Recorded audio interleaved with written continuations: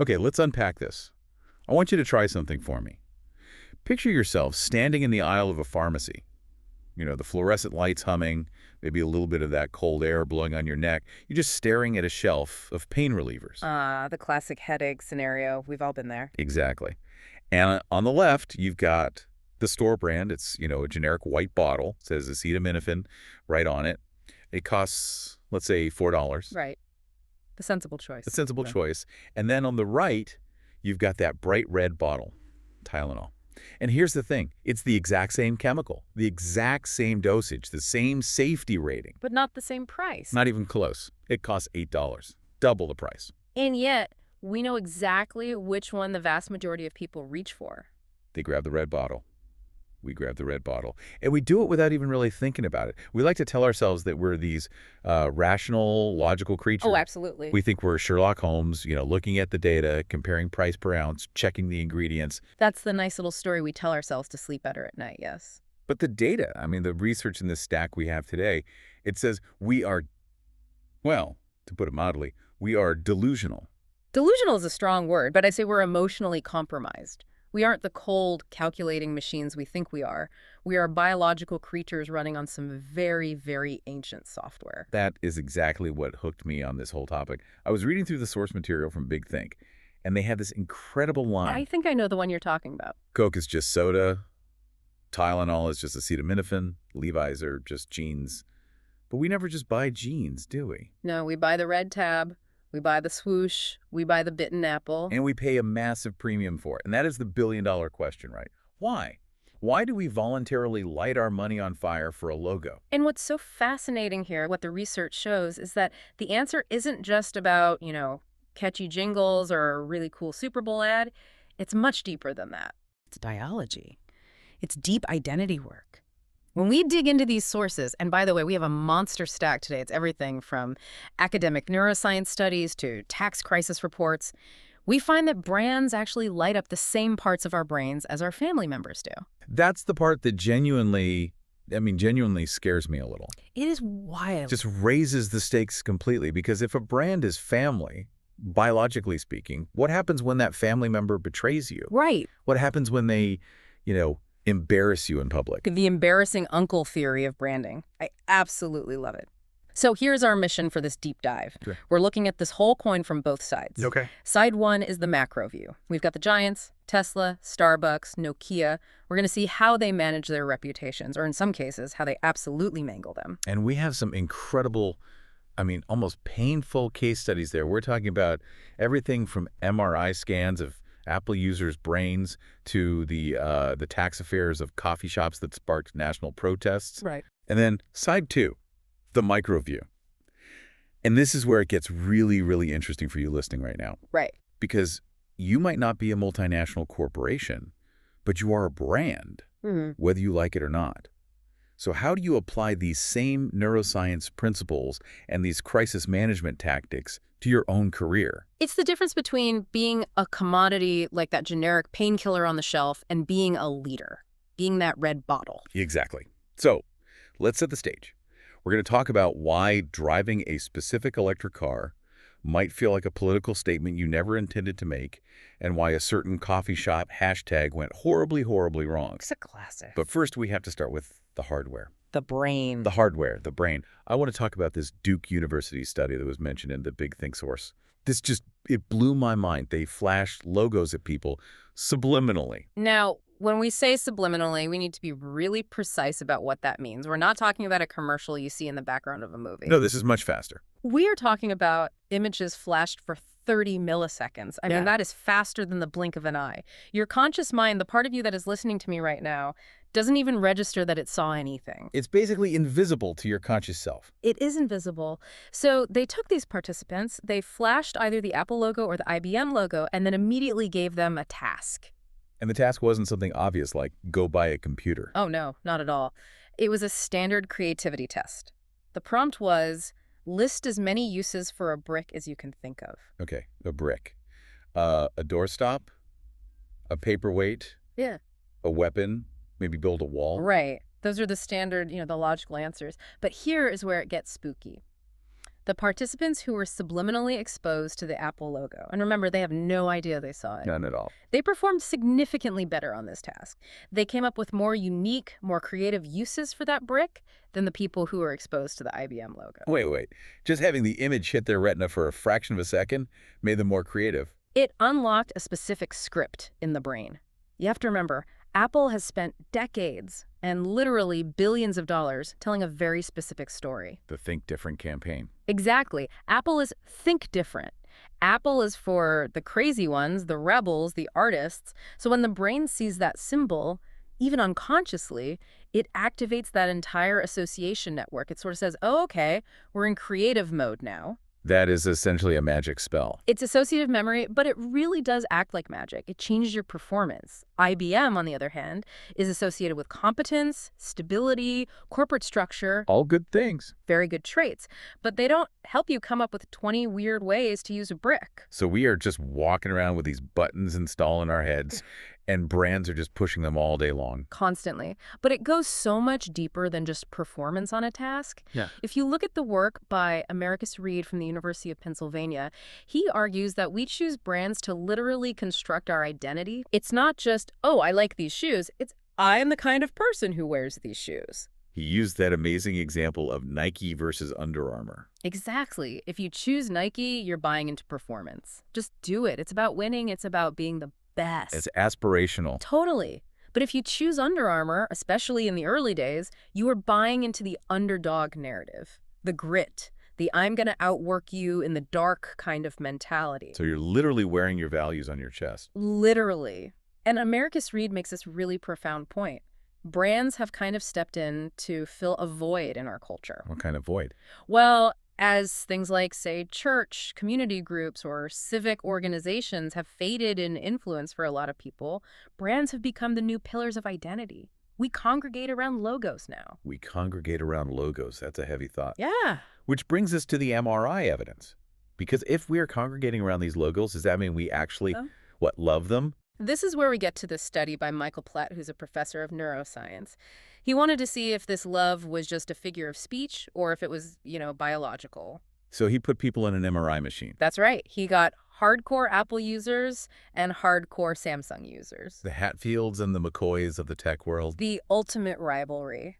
And he read them news headlines while he was scanning their brains. Good news about their company, bad news about their company. And this is where we find out if we're actually in a relationship with our phones. In a very, very real way, yes. The Apple users, their brains showed a response to Apple News that was identical to the empathy response we have for family members. Okay, wait, let's unpack that. Identical to family. The exact same neural pathways light up. It's what's called the mirror neuron system. If I see my mother trip and fall, I feel a flinch of pain. My brain literally simulates her pain. Wow. The Apple users felt that same neurological flinch when they heard bad news about Apple. So when someone criticizes my iPhone or, says the battery life sucks, they aren't just critiquing a gadget. To my brain, biologically, they're insulting my mother. That is exactly what is happening. That is why the arguments on Twitter about blue bubbles and green bubbles get so vicious and personal. It's not about the specs. It's not about specs at all. It's about defending the family honor. An attack on the brand is perceived by the brain as an attack on the self. But here is the kicker. The Samsung users. I read this part of the study and I just laughed out loud. It is objectively hilarious. The Samsung users, they didn't show that same empathy response to Samsung news. Good news, bad news. Their brains were relatively flat. There was no family bond. So they didn't really care about Samsung as a company. Not in that emotional, familial way, but when they heard bad news about Apple... Oh, here we go. Their brains lit up with what neuroscientists call reverse empathy. Schadenfreude. Pure, unadulterated joy at the rival's misfortune. That is so petty, and I absolutely love it. But it tells us something really profound about the market, doesn't it? Samsung, in this context, was functioning as an anti-brand brand. What do you mean by that? People weren't buying Samsung because they deeply loved the identity of Samsung. They were buying it because their identity was not Apple. I am not one of those sheep standing in line for the new iPhone. Exactly. I am an independent thinker because I reject the popular thing, and that's a powerful identity too. But it's a different mechanism. It's defined by what you hate, not just by what you love. So, okay, we've established that brands are deeply, deeply woven into our identity. They're like our family. We use them to tell the world who we are. But this brings us squarely into the danger zone. The risk?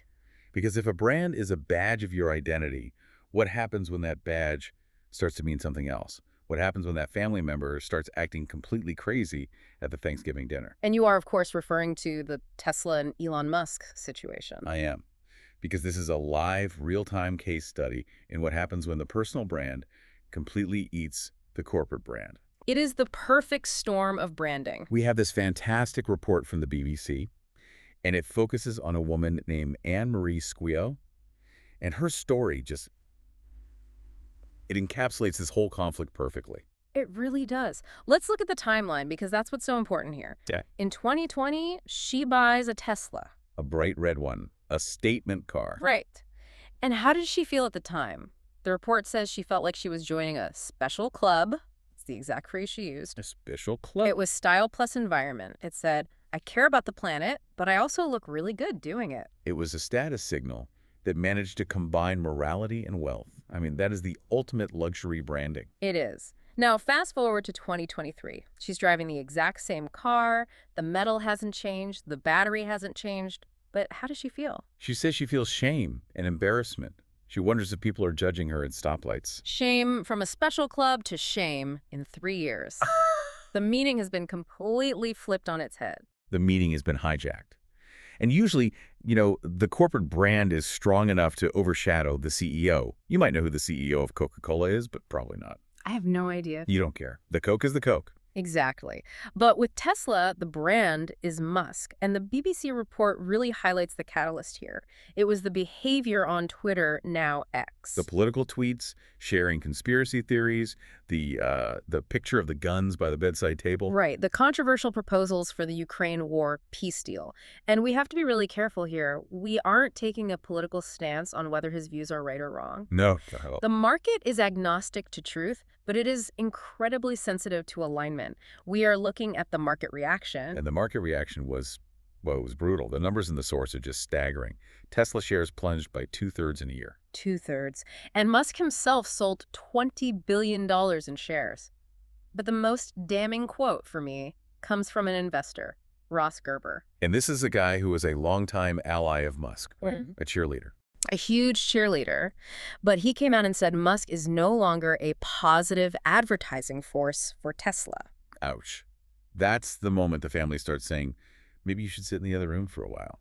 Precisely. And there is a concept here from another person in the report, Indy Grant, an insurance worker from New Zealand. And she coined a phrase that I think we should just frame on the wall. Oh. She said, buying a Tesla now feels like a passive but regular announcement that you agree with Elon Musk. A passive announcement. That is so good and so terrifying. It's terrifying for a consumer because, look, when you are a political button, that is an active announcement. You are choosing to speak. You're making a statement. Right. But when you drive your car to the grocery store just to buy milk, you aren't trying to announce anything. You're just commuting. But the brand is speaking for you.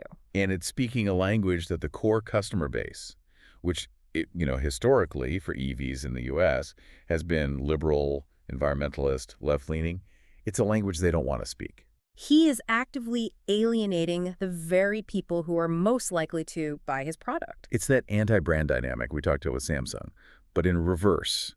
He's creating an anti-brand sentiment among his own most loyal customers. And the source mentions a metric of decline. It's from Morning Consult data, and it says brands usually recover from these kinds of political incidents in about 90 days. Right. People have short memories. The news cycle moves on. We get distracted by the next scandal. But the analyst in the report notes that with Musk, it's different. It's a steady drumbeat. It's every single day, every hour, there's a new tweet.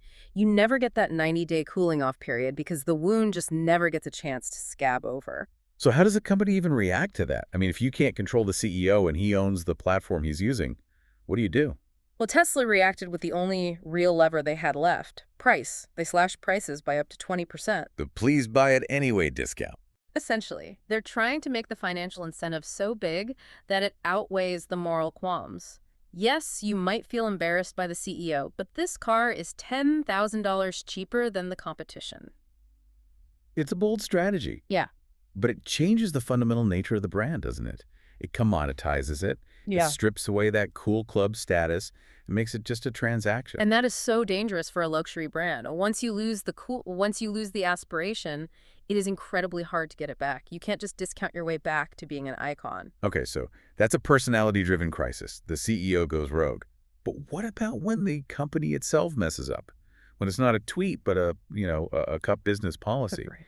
We have two fascinating case studies here, Nokia and Starbucks. These are just classic examples of what we call operational crises that turn into absolute reputational disasters. Let's start with Nokia, because for a long time, Nokia was the king. If you didn't have a Nokia brick phone playing Snake, who even were you? They had massive, massive momentum. They defined the entire category. But in 2008, in Germany, they made a decision. Right. They decided to close a manufacturing plant in Bochum to move production to Romania. Which is a standard business decision, right?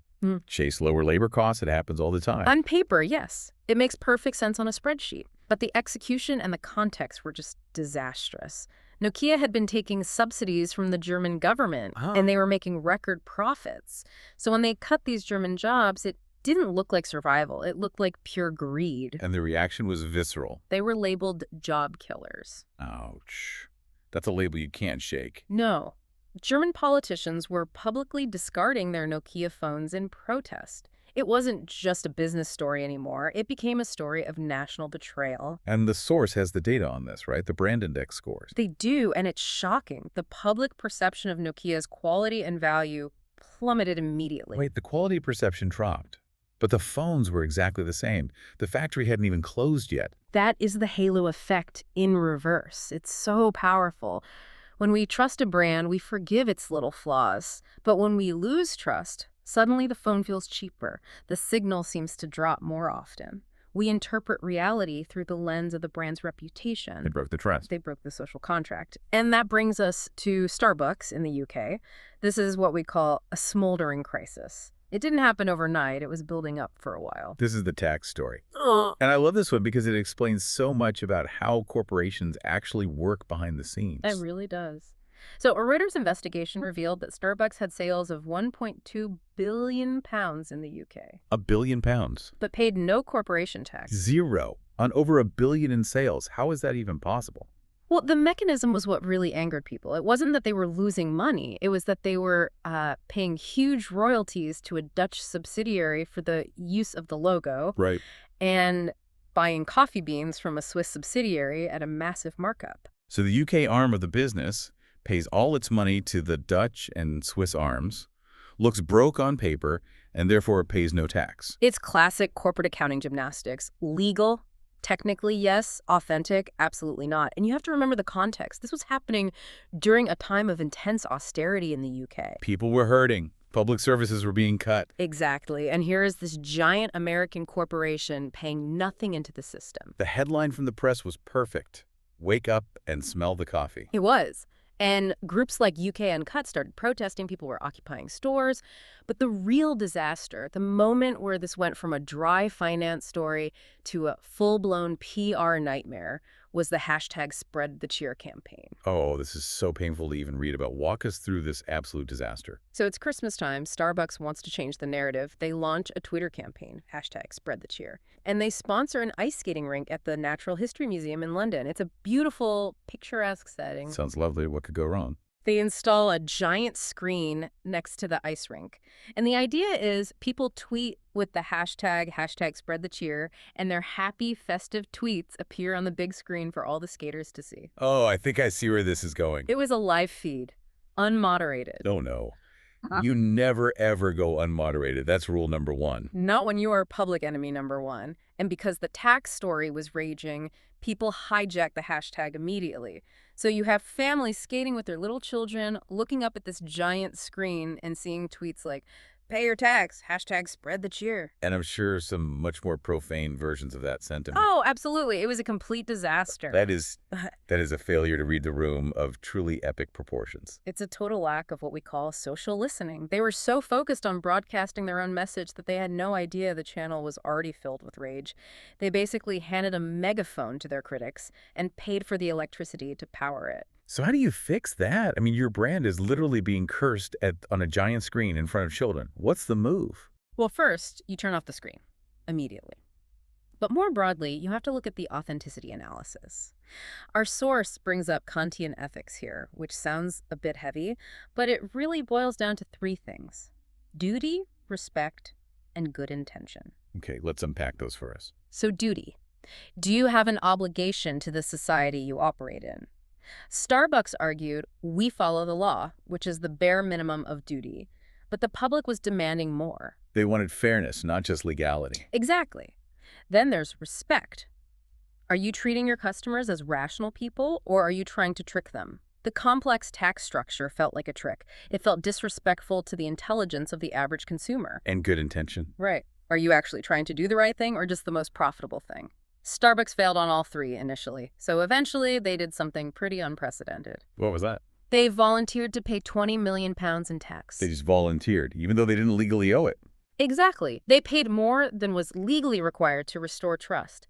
They realized that their social license to operate, their permission from the British public to sell them coffee, was worth more than the £20 million they were saving. That is a huge lesson. Sometimes being right on paper, legally, is being completely wrong from a branding perspective. Precisely.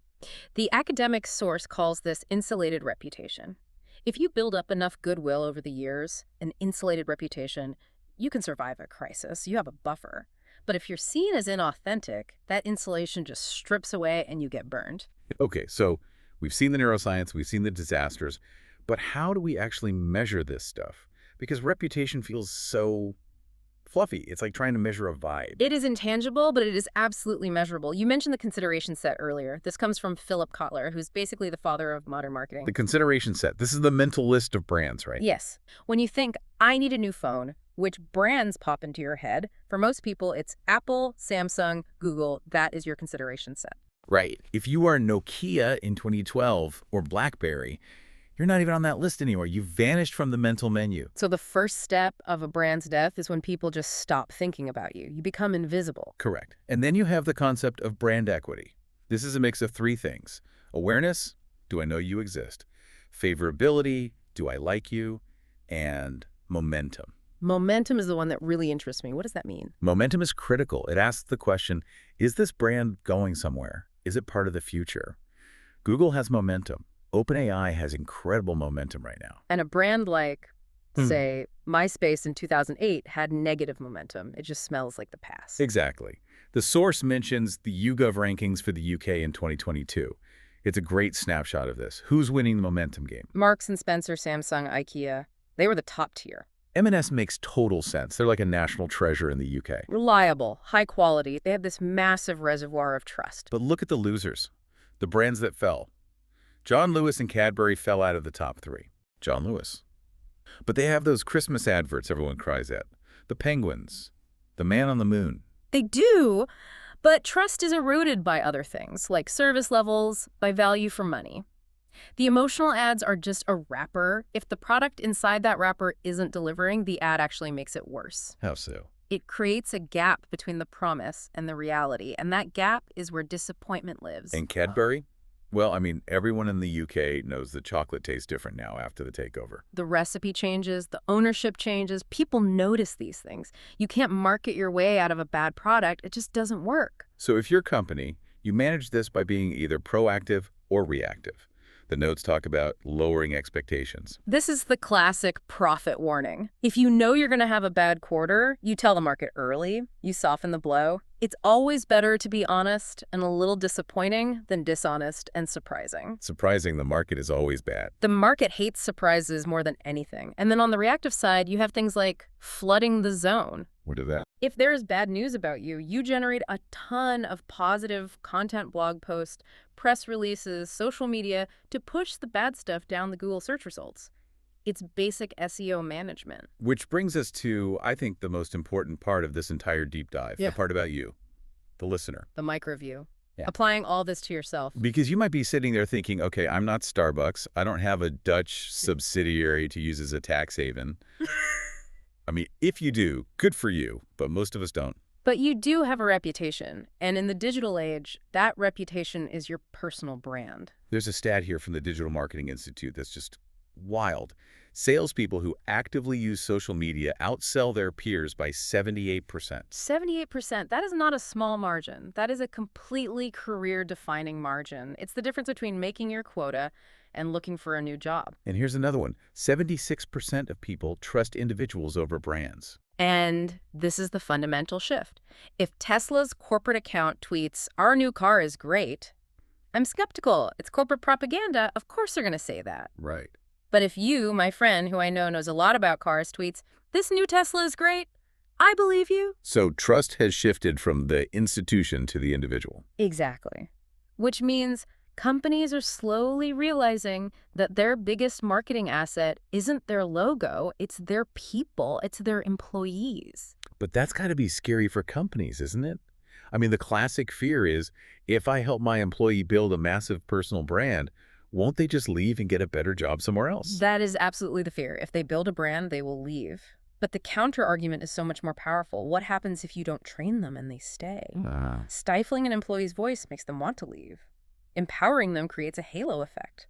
If you have a rock star developer working for you who has a huge following, that makes your company look like a rock star organization. It helps with recruitment. So how do we actually build this personal brand? We have a really simple framework here from Coaching for Leaders. It's just 3 steps.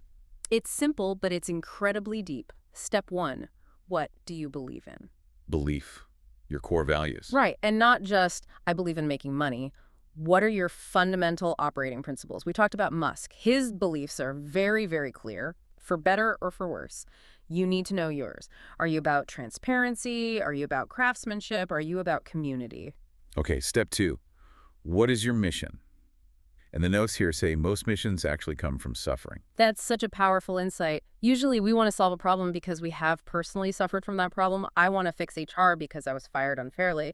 I want to improve healthcare because I had a terrible experience when I was sick. That suffering gives your brand authenticity. It does. It stops it from being just a sales pitch and makes it a real story. And step 3, how do you create value? This is the execution part. Belief and mission are internal. Value is external. How does what you believe help me, the consumer, the client, the listener? If you can't answer that question clearly, you don't have a brand, you just have a diary. There's a tactical piece in here too. Focus on your strengths. Don't try to be everything to everyone. Right, and be consistent. The source mentions the Bex-Branson model, David Beckham and Richard Branson. 2 very different people. Very different, but they have something in common. They have both failed at things, they have had scandals or business flops, but their core brand narrative has remained incredibly consistent. So what's their narrative? Beckham is always style and sport. Branson is always the maverick entrepreneur. They stay in character. They stay authentic to the character they have built, and that allows them to weather the storms. It does. Which brings us to the Musk warning for personal brands. Yes, this is crucial. While Musk has a powerful brand, his attack mode is a real warning. The source mentions the horrible incident with the Thai cave rescuer. Oh, right, where he called the rescuer a pedo guy just because the rescuer criticized his mini submarine idea. It was petty, it was defensive, and it diluted his core brand as a visionary innovator. When you use your platform to punch down or to settle personal scores, you stop looking like a leader and you start looking like a bully. And that damages the good intention part of that trust equation we talked about. Exactly. It erodes your insulated reputation. So if you're listening to this and you want to build your brand, be consistent, create value, but maybe don't tweet at 3 a.m. A good general rule for life, I would say. Okay, let's try and synthesize all this. We've covered a lot of ground. We started with the brain. Right, the biology of branding, the fact that an Apple logo literally makes you more creative and then an iPhone feels like family because of mirror neurons. We looked at Tesla. The idea of the passive announcement of driving a car that represents a controversial figure, whether you want it to or not. And how a steady drumbeat of daily controversy can erode even the most loyal fan base. We look at the mechanics of a corporate crisis. Nokia being labeled the job killer. Starbucks being seen as the tax dodger. Yeah. And the unmitigated disaster of #spread the cheer. And the key lesson from that transparency has to be proactive. You can't wait for the crisis to hit. You have to build that insulated reputation before you actually need it. And finally, we brought it all back to you, the listener. You are a brand. And just like these massive corporations, your brand is built on trust. It's built on consistency. It's built on the alignment between what you say you are, your marketing, and what you actually do, your operations. If you say your brand is reliable, but you're always late for meetings, your personal brand is just late. Exactly. The market never lies. Your actions define your brand. So here's where I want to leave you, a final thought to chew on as you go about your day. We talked about Americus Reed saying brands have replaced things like church or community as pillars of our identity. Which is a heavy, heavy thought in itself. It is. But if you are a brand and your company is brand, where is the line between the two? We saw those Tesla drivers feeling shame. Their personal brand, I'm a good environmentally conscious person, clashed with the corporate brand, which became associated with something else. That's the core conflict, the identity crisis. So the question for you is this. If your personal values, your personal brand clash with your company's actions, at what point does your own brand demand that you walk away? That is the ultimate test of authenticity, isn't it? Are you just wearing the logo? Or do you actually believe in what it stands for? Because if you stay when the values don't align, you aren't just an employee anymore. You become a passive announcement that you agree with everything they do. And nobody wants to be a passive announcement for something they don't truly believe in? Indeed.